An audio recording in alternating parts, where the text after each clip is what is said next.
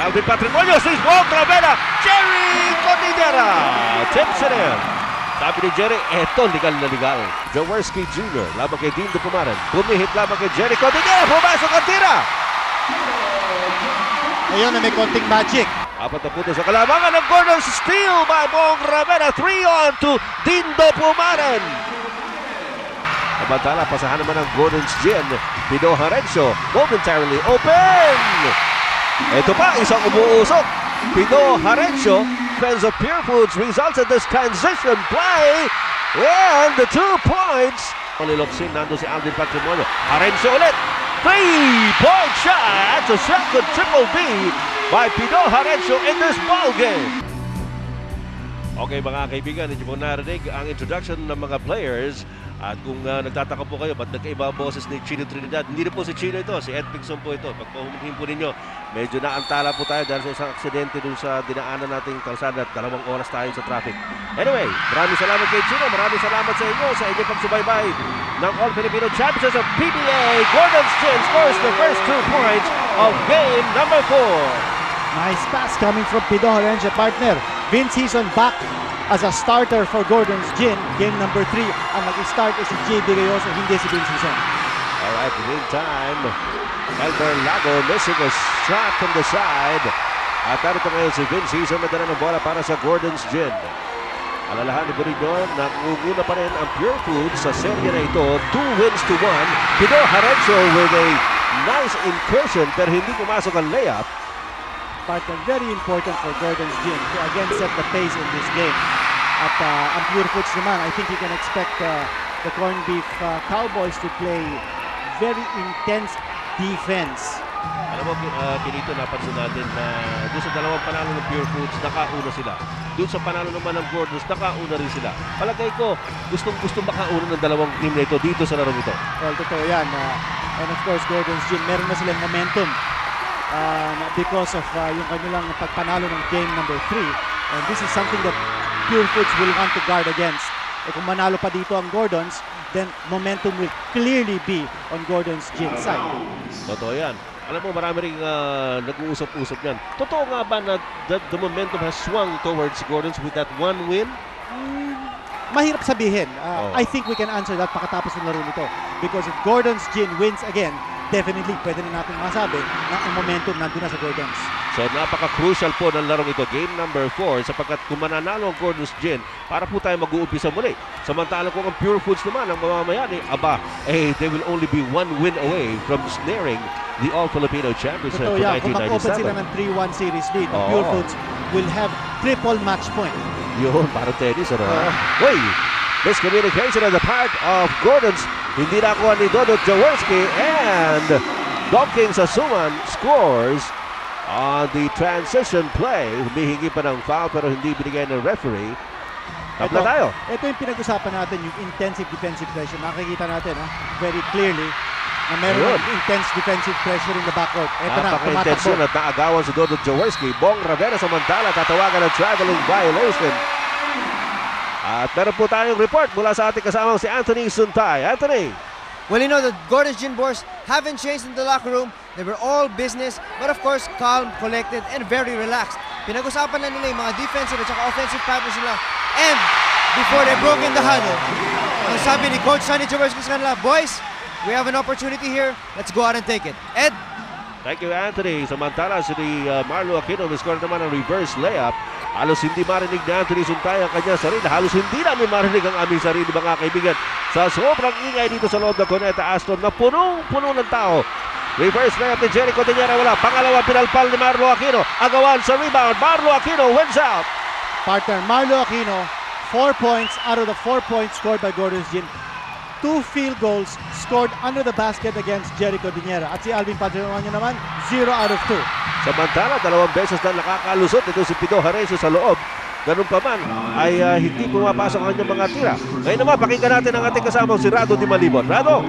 Well, salamat Ed. At alam mo, sa locker room ng Pure Foods Corned Beef Cowboys, si team manager Chito Moses Gel, siya yung nagsabi, ang Purefoot should be ready to die for this game. Alam nila nakakaamoy ng momentum ang Gordon's Gin at hindi nila maaaring hayaan ito. Kaya nga, sabi ni Coach Eric Altamirano, maraming bagay ang kailangan tandaan nila. Una, kailangan maging focus sila. Pangalawa, sa ofensiba, kailangan tumakbo sila at the same time not allowing Gordon's Gin to run dahil ika nga kapag nakatakbo itong mga taga-Gordons, nakakakuha din ng momentum.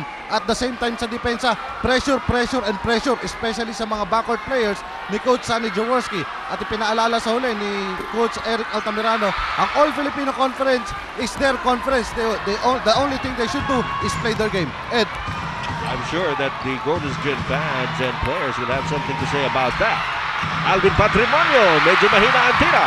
0 out of 3 para partner. Nakikita natin that Alvin is going for the basket very early. Previous games nakita natin si Alvin Patrimonio facing himself about si Pido Harencio. Nakatikim na ng 3-point shot. Very aggressive on offense. Pido Harencio, nag-split kanina sa Charities pero bumawi naman with a 3-point shot. He's got 4 points in the game at 6 na puntos po ang kalamangan ng Gordon's Gin over Pure Foods with 8 minutes and 10 seconds remaining here in the first quarter. Alvin Patrimonio can't get it to drop. At narito si Donald Jaworski with the rebound para sa Gordons. 0 out of 4 si Alvin Patrimonio, but it's very clear that he's going for the basket very early in this game. There's that intensive defense by Pure Foods resulting in a steal. At si Bong Ravena naman ang score ng patalikod sa ilalim.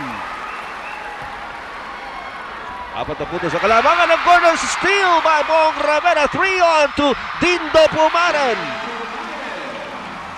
Yan ang tinatawag natin na backcourt pressure resulting in that turnover. And this is one of the press break plays of Gordon's Gin. They get Marlo Aquino at the half court to get the pass. Again, the defense of Pure Foods results in this transition play. And the 2 points. Tignan natin.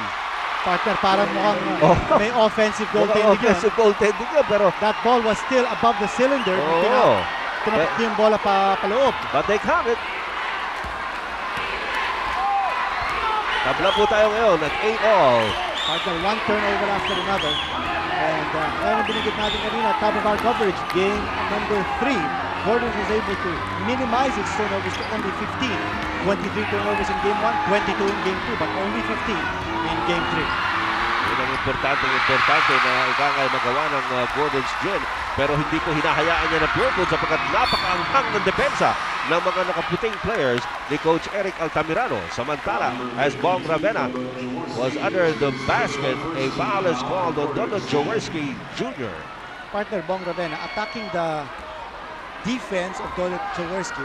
Ito yung fast break. Parang goaltending kanina eh. Partner, goaltending yun because that ball was still above the cylinder. Hindi lang above the cylinder, it was on the rim.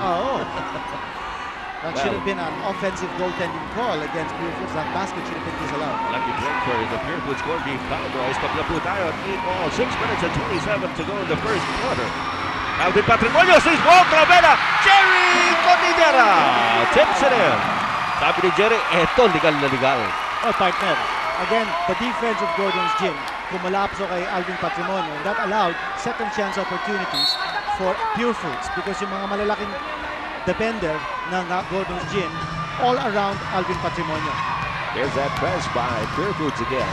Lamang na po Pure Foods ng dalawa. 10-8. Donald Jaworski tries to get inside. And there is a foul spotted by referee Rivera. Si Elmer Lago ang tatawagan ng kanyang pangalawang personal foul dito po sa larong ito.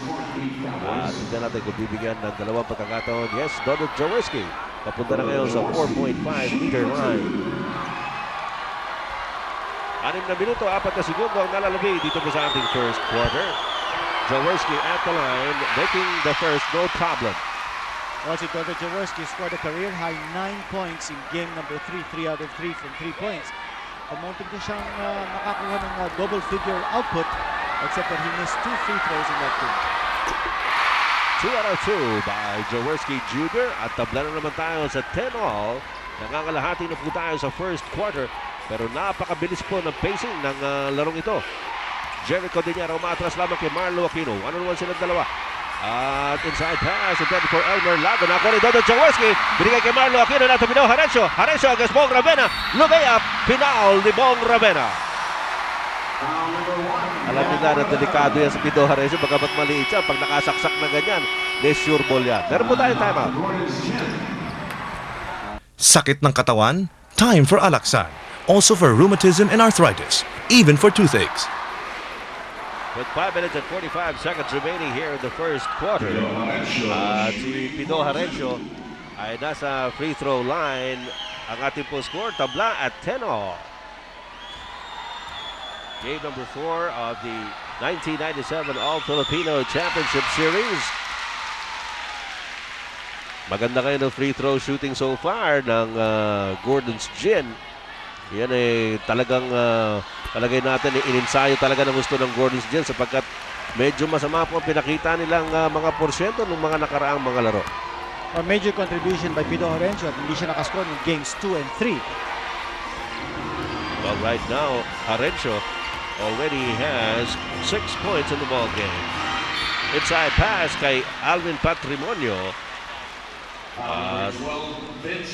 Alam mo, kanina may pinapoint out ang bumuka yung depensa ng Gordon sa Kinito. Tingnan natin dito sa ating telestrator. You take a look at Pido Harencio. He's going to be driving in. At makita din natin that the two post players of Gordon's Gin magkabila. So that's why the road is open for Pido Harencio to move in because ito si Marlo Aquino at saka si Noli Locsin, two post players were way outside opening the lane for Pido Harencio to drive in. Samantala, Bong Ravena's layup is no good. Agawan sa rebound at sa loose ball picked up by Noli Locsin para sa Gordon's Gin. Lamang ng dalawang Gordon sa 12-10.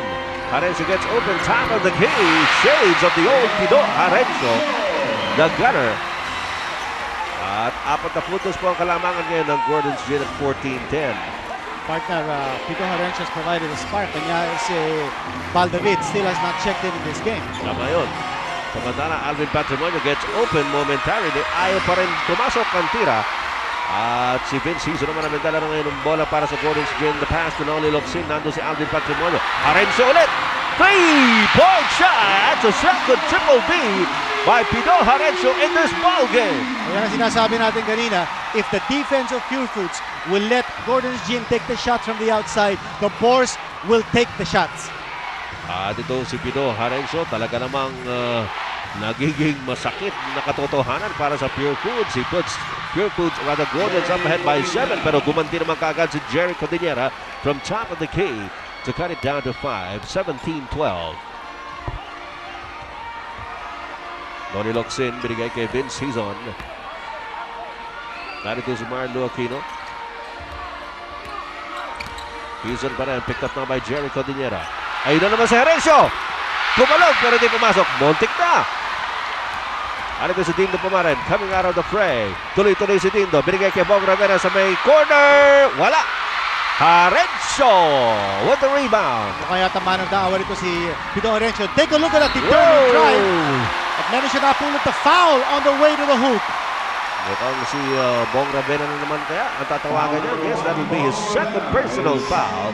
And an explosive start by Pido Harencio of Gordon's Gin. Mukhang decidido ito si Pido Harencio. Take a look at this drive. Well, Apart that this is so important for Gordon's Gin because Pido Harencio is using his own single-mindedness to break the press of Pure Foods. And he's been doing that with impunity. 3 beses na nakakasaksak ng ganyan si Pido Harencio. At nakakakuha po siya ng mga foul at free throws. Well, not to mention, of course, the 2 triple Vs that he has so far drained in this ball game. At siya po ang nakapagbigay ng 7 puntos na kalamangan para sa Gordon's Gin at this juncture. Palagay ko, medyo demoralized din itong Pure Foods because their number 1 offensive threat, si Alvin Patrimonio, has not been able to score. Totoo yan. Ravena, a putback. Bong Ravena only his second field goal in the game. At tinapyas po niya ang kalamangan ng Gordons to 5 points at 19-14. Jaworski Jr. laban kay Dindo Pumaren. Bumihit laban kay Jericho. Pumasok ang tira! Ayun na may konting magic. Oo. Pumasok yung tira ni Doldo Jaworski. Ito naman. Ito sabi ni Bong Ravena. Ito ginagawa. Retaliation kagad. Mabilis na sagot. Wala naman kay Bong Ravena and the lead is down again to 5 at 21-16. Pero partner, ito ang sinasabi natin. No? Mahirap kasi sumabay ang Pure Foods sa Gordon's Gin when it comes to trading baskets. No? Gordon's Gin is the league's #1 offensive team. You cannot afford to trade baskets with Gordon's Gin. You must stop them and play intense defense. A big rebound by Alvin Patrimonio. Pull-up jumper, Jerry Cordillera. At tatlo na lang ang abante ng Gordon's Gin, 21-18. Meron pa tayong 2 minutes and 17 seconds na ilalaroin dito po sa first period. Double team on Hizon. Double team on Marlu. There's a tap by Patrimonio. Dodot Jaworski, 6 seconds on the shot clock. Bong Ravena gets in the way. Narito si Dean Dupumaran. 3-on-2. Sa gitna, binigay kay Jerry Cordillera. Textbook fast break play. Pure Foods corned beef. Partner, hindi na bumaba sa depensa sina Marlo Aquino and Dodot Jaworski in that particular play.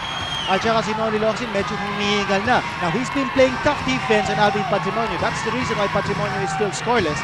Also the reason why Noli Locsin is not getting his shots because he's expending his energy playing defense. Samantala si Marlo Aquino nag-big on a jumper. Narito na naman si Bong Ravena. Sumasagit-sit na naman ang Pure Foods on a fast break play. Reverse, back to the basket. Layup by Bong Ravena. Next nothing. Narito naman si Noli Locsin. Binabantayan ni Alvin Patrimonio. Bounce pass to Donald Jaworski. Let's see. Basket does not count. Merong foul on Noli Locsin. An offensive foul on Locsin, and we have this timeout. Club Roman Traditional Fit. Club Roman Jeans and Shirts. Club Roman. Patuloy po rin po ang umuusok na labanan ng Gordon's Gin at Pure Foods Corned Beef Cowboys dito po sa game number 4. Nasa first quarter tayo. Lamang na isa ang Gordon's at 21-20. Arito si Alvin Patrimonio and he nails this one para ibigay na naman ang kalamangan sa Pure Foods. Only the first 2 points for the captain. Partner, mahirap matira yun because he had to take that shot over 6'9" Marlo Aquino. Samantala, pasahan naman ng Gordon's Gin. Pido Harencio momentarily open. Ito pa, isang umuusok. Pido Harencio, Triple B, pangatlo na niyan sa larong ito. Partner, mabigat ang dating nito ni Pido Harencio tonight. And he's here smoking. Mga kaibigan, 6 3-point shots ang na-score ng Gordon's Gin in game number 3. In this game, meron na silang tatlo. Samantala si Jericho Diguera nagbintis. Vince Hizon has the rebound. Siya nga pala, ito si Pido Harencio, mga kaibigan. 16 puntos na ang nagagawa sa 24 na i-score ng Gordon's. And more than half po ang kanya. Dodot Jaworski wants to join in the fun. Wala. Jericho Diguera para sa rebound, binigay kay Dean Pumaran. Pumaran, sumigsag laban kay Harencio. Left-handed layup! Hindi po umabot, hindi pumasok at hindi po na unahan ng buzzer. At the end of the quarter, it is a 2-point lead by Gordon's. Look at the numbers of Pido Harencio.